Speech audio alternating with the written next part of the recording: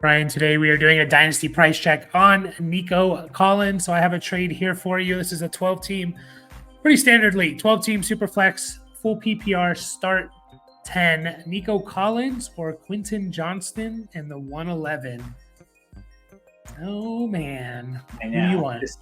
this is tough. It is really tough, and I've had plenty of time to look at and think about this, and I still don't know if I really have a good answer.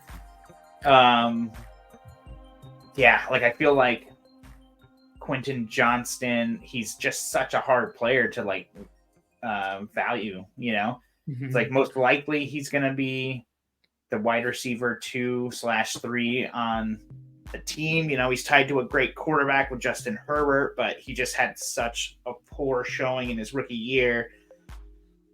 Meanwhile, Nico Collins, he really jumped up people's boards in general this past year because he finally broke out. And he's tied to Stroud for at least this one more year. This is his last year on his rookie contract, I believe. So yeah, it's tough, man. I definitely think Nico Collins is a little bit overvalued, and so I am looking to get something for him. And this is probably enough, but it's very, very close. Yeah. We talked about it before. The 111, it's up in the air what that is. Is that QB5, QB6? Is that wide receiver 5 or 6? What is it? RB1? We don't know. Nico Collins obviously established himself as a really good receiver. It's a classic case of like when there's no expectations on you, no one cares, because Nico Collins was terrible his first 2 seasons, but he was a 3rd-round pick, and so no one really expected much from him. And then he broke out. So I think perception comes into play here. And from my experience in the multiple dynasty leagues I'm in, and just hearing what people respond to on comments of videos, and Nico Collins is like super high. People are super high on him because he's tied to CJ Stroud, and the Texans were up and coming. They came out of nowhere, and CJ Stroud is awesome. And Nico Collins probably won a lot of people their redraft leagues because they picked him up in the last round of their, you know what I mean? Whereas like Quentin Johnston, people just hate Quentin Johnston because they do. Even before the draft, even before the season played out, people are like, Quentin Johnston's gonna bust.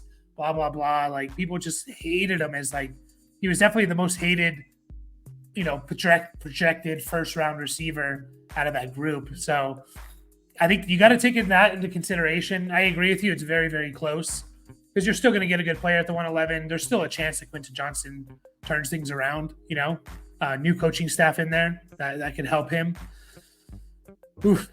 Yeah. And then Nico Collins, there's questions there like, is he going to be back on the Texans next year? Because if he has another good year, he's going to want a lot of money. And are they going to want to pay him? Now, they don't have to pay Stroud for a few more years, so they could. But they could also not just pay him and move on. Do they draft someone else? Do they bring someone, it's March 10th. Free agency starts tomorrow. Do they bring in a free agent, like a Marquise Brown or something? Running back. Yeah. Yeah, I mean, a running back and they go more run heavy, or they draft a receiver in the 20s where they're picking, or teens. I forget where it is because they have someone's pick. So there's a lot, and that can affect Nico. Is he even the best receiver on the team? Is Tank Dell better? There's a lot of questions with that stuff. So I think both of them could be good, but they probably have the Browns pick, right? Because of the Watson trade. Yeah, that's what it is. Yeah, okay. So in the 20s. Yeah. So there's just a lot up in the air with this trade in general. I'm kind of fine with either side. If you feel strongly about Nico, yeah, keep him. If you feel Quentin Johnston still has potential and you're getting, essentially 2 first-round picks for Nico and you're cashing out, then go for that as well, Yeah, I think the late first is pretty close to what I'd want for Nico Collins if I had him, like basically 10 through 12 kind of thing. And so I think Quentin Johnston just kind of is like a little bit of the icing on the cake, even though it's like frosting you scraped off the floor kind of a thing.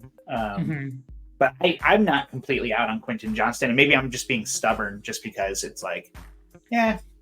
I know you've kind of mentioned this a few times. Like we're getting a little spoiled when it comes to like rookies and stuff, and like where it's like, man, this guy, why wasn't he awesome? It's like, well, like I don't think they're necessarily supposed to be right away. Granted, we didn't see a whole lot, and some of the problems he had in college with catching, we saw manifest in the NFL, but during his rookie season. So it's a fair argument for sure.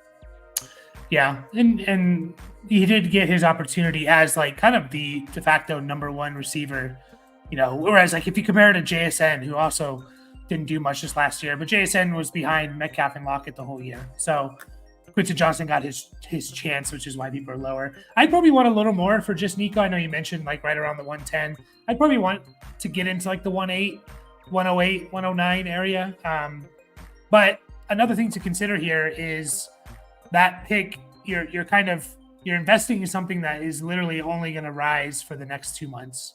And Nico Collins could fall a little bit, his value. And that's not going to happen. So it's like someone offers you like, hey, you can buy 2 stocks.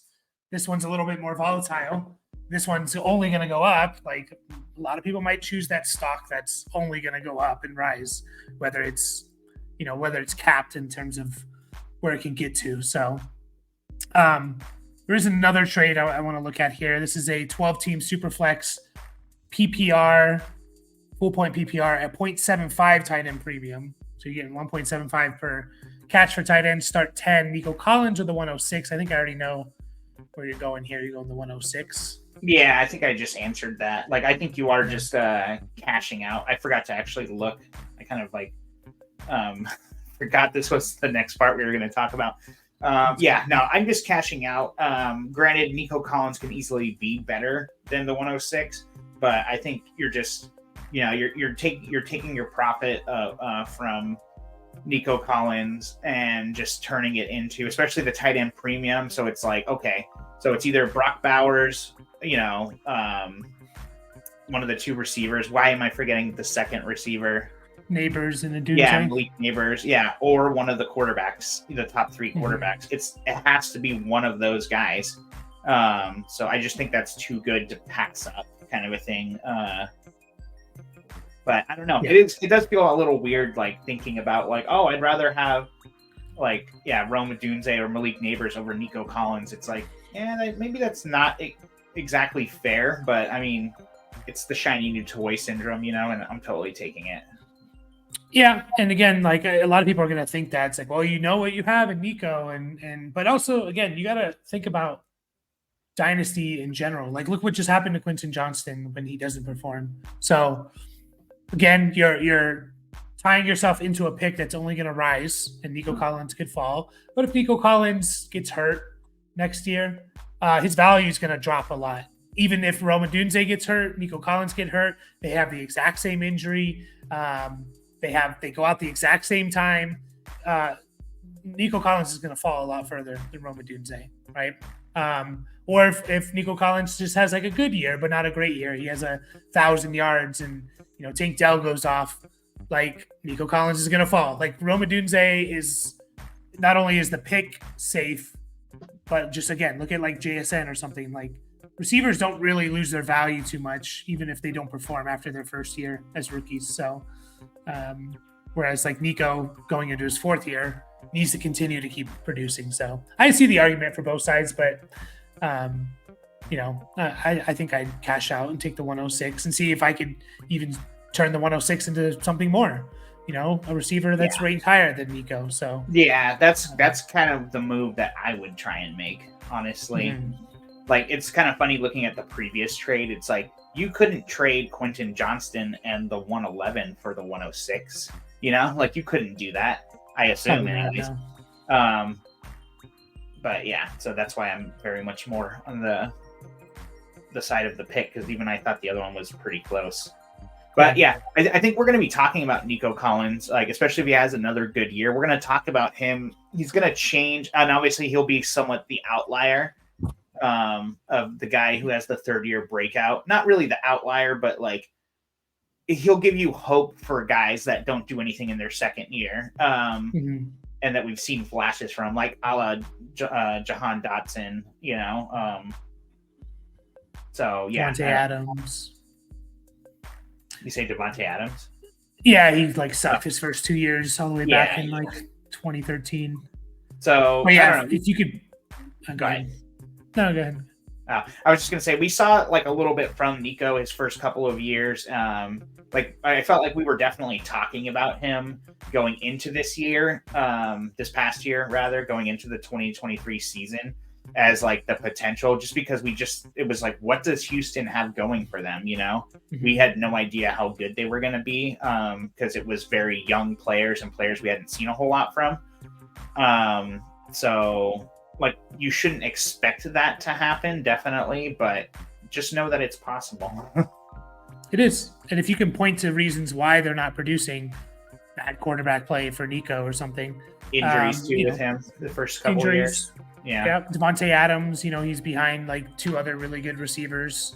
So, that is it for Nico Collins. Definitely an interesting one that we're going to be talking about all offseason, especially if the Texans do make a move at receiver somewhere.